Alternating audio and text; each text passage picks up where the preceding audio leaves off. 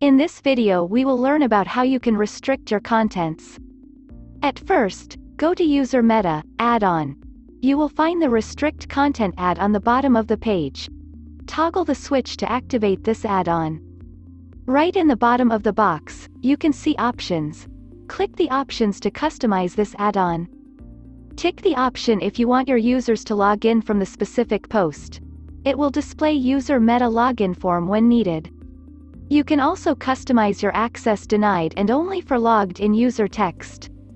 After that, click Save Changes.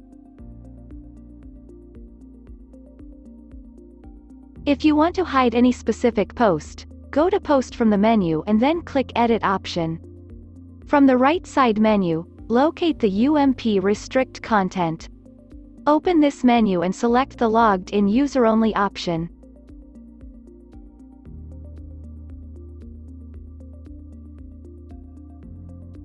If you want to hide or display for specific, you can see Hide Contents from below the Display Contents too.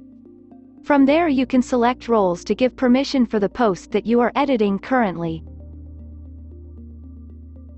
This way you can also hide your page from specific roles. Thank you for watching.